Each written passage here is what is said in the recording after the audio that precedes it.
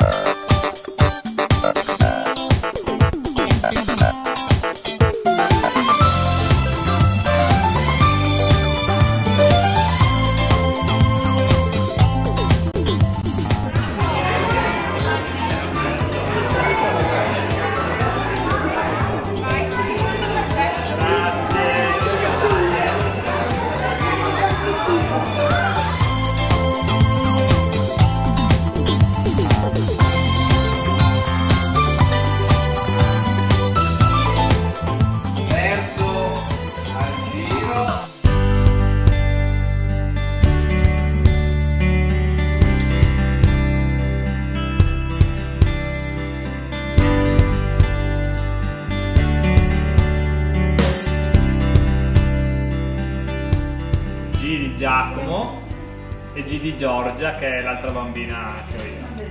Praticamente ha due simboli. Tanti anni. 22. Contento perché ho migliorato il piazzamento dell'anno scorso e finalmente sono salito sul podio, anche se nel gradino più basso, però dai, è stata una bella soddisfazione, è sempre bello. Quest'anno poi era anche la prima vittoria per noi al giro, era molto importante. Penso che ho dato tutto quello che potevo dare. Ti è piaciuto a voi il giro? Sì! Era un giro facile o un giro difficile? Roma è stato bellissimo.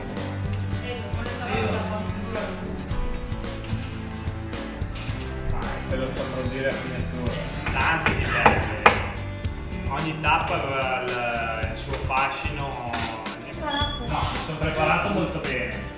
Dopo il giro ho riposato una settimana, che è quella che conta più di tutto, non solo nella bici ma in qualsiasi cosa. Se la testa ti dice che puoi far bene, che stai bene, vuol dire che stai bene.